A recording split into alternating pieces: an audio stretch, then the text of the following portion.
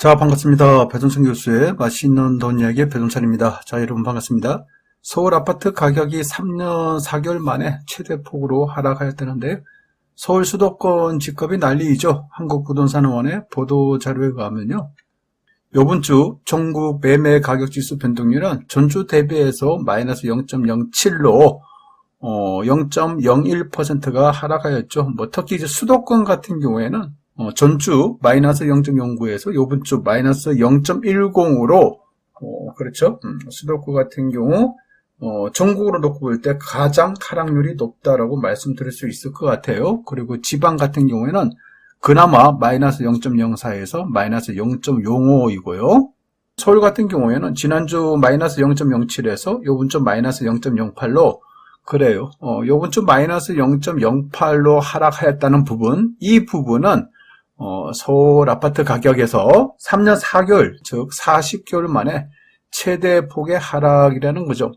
그만큼 서울 부동산 매매 시장이 재미가 없다, 좋지 않다, 가격이 하락 중에 있다라고 말씀드릴 수가 있을 것 같아요. 어떻게 보면 매수인이 사라졌다. 그래요.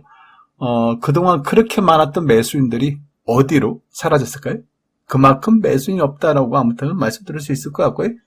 전세 가격 지수 변동률도 한번 살펴보면 서울 수도권 지난주 마이너스 0.07에서 요주 마이너스 0.09로 그래요. 수도권 같은 경우 전세 가격 지수 하락률도 더 커지고 있다라고 말씀드릴 수 있을 것 같고요. 그 밖에 지방 광역시나 지방 서울 같은 경우에는 전주 대비 동일하다라고 말씀드릴 수 있을 것 같아요. 아무튼 이런 이제 한국부동산원의 보도 자료에 의하면 수도권 아파트가 매매가 됐든 전세가 됐든 좀 휘청거리고 있다라고 말씀드릴 수 있겠죠. 그만큼 그동안 GTX 라인으로 인해 가지고 경기도 있는 아파트 얼마나 올랐습니까? 거기에 대한 영향을 좀 받고 있다라고 말씀드릴 수 있을 것 같아요. 또한 최근 1년간 전국 아파트 매매 전세 가격 지수 및 변동률 추이인데요. 그래요.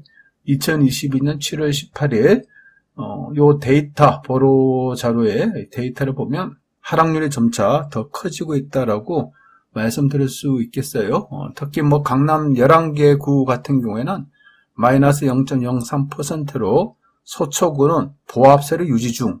그래요. 이나마 그렇죠. 서울 강남구 서초구가 보합세를 유지하고 있다는 것만 해도 대단하죠.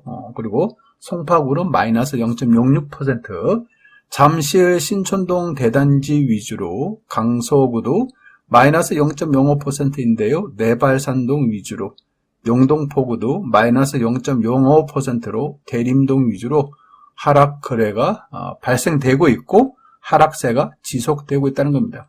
여기에 반해서 서울 강북 11개 구는 마이너스 0.12%나 된다는 거죠.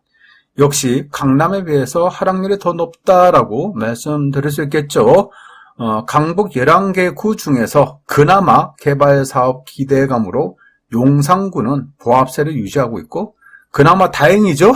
그래요. 용산구 같은 경우 그나마 보합세를 유지하고 있고 노원구는 마이너스 0.20%, 특히 상계동, 중계동, 월계동 위주로 도봉구도 마이너스 0.18%로 창동 위주로 성북구 마이너스 0.16%로 장위동 위주로 종로구는 마이너스 0.15%로 교북, 창신, 숭인동 위주로 매물 가격 하향 조정 영향으로 하락하고 있다는 겁니다. 또한 인천을 놓고 보면 마이너스 0.12%가 마이너스 0.15%로 인천의 하락률이 증가되고 있다죠. 금리 인상으로 관망세가 장기화되는 가운데 미추홀구 마이너스 0.22%, 주안동, 숭이동 위주로 연수구는 마이너스 0.20%, 연수동 등 구도심 위주로 계양구는 마이너스 0.28로 효성동, 작정동 위주로 하락하며 인천 전체 하락폭이 확대되고 있다는 겁니다. 경기도도 마이너스 0.09%에서 마이너스 0.10%, 그나마 인천이 더 하락률이 더 높아 보이고요. 여주, 이천시는 정주, 요건, 양환 지역 위주로 상승했으나 그 외 지역에서는 하락세가 지속되고 있고 오산시와 수원, 영통구가 마이너스 0.24%로 하락률이 더 높아지고 있다는 겁니다. 또한 의왕시도 마이너스 0.22%로 지난해 급등 피로감 등의 영향으로 하락하는 등 경기도 전체 주택가격 하락폭이 확대되고 있다는 겁니다. 한번 거래량도 한번 살펴볼까요? 서울 아파트의 매매 거래량인데요. 작년 8월달 4,000여 건에서 작년 하반기 1,000건에서 2,000건, 또 올해 초도 1,000건에서 800건, 그리고 3, 4, 5월달 대통령 선거의 여파라고 봐야 되겠죠. 특히 4월달, 5월달에는 1,700여 건이 거래가 되다가 이제 7월달에는 516건밖에 안 된다는 얘기입니다. 정말 7월달에 거래량이 516건, 서울 아파트 매매 거래 아파트, 야, 이거 엄청나게 매매 거래량이 줄어들었다라고 말씀드릴 수 있겠죠. 그리고 8월달 오늘 현재까지 51건밖에 거래가 이루어지지 않았다는 겁니다. 그만큼 서울 아파트를 사는 매수인이 없어졌다라고 말씀드릴 수 있겠죠. 경기도 아파트 매매 거래량인데 위에 노란색이 있죠. 노란색은 2021년 경기도 아파트 거래량 표시입니다. 작년 1월달 거의 2만 건 가까이 됐겠죠. 대략적으로 18,000건에서 19,000건, 그리고 2월달에 그리고 2월달, 3월달에는 15,000여 건에서 왔다 갔다 했고, 그리고 작년 하반기 이후부터 이처럼 아파트 매매 거래량이 줄어들었다는 거죠. 작년 하반기 이후에 이처럼 아파트 매매 거래량이 급감하였고요. 올해 2022년 파란색 막대 그래프인데요. 딱 봐도 그렇죠. 작년 노란색 대비해서 이만큼이나 아파트 매매 거래량이 줄어들었다는 겁니다. 그나마 3월달, 4월달, 5월달 그렇죠. 대통령 선거의 여파로 이때는 거래량이 좀 증가되는 것 같다가 6월달, 7월달 들어서 거래량이 뚝뚝 떨어지고 8월달에는 7월달 대비해서 거래량이 더 떨어질 것으로 보인다는 겁니다. 여기에 250만 호 주택 공급이 이제 다음 주 화요일 16일 발표가 된다는 겁니다.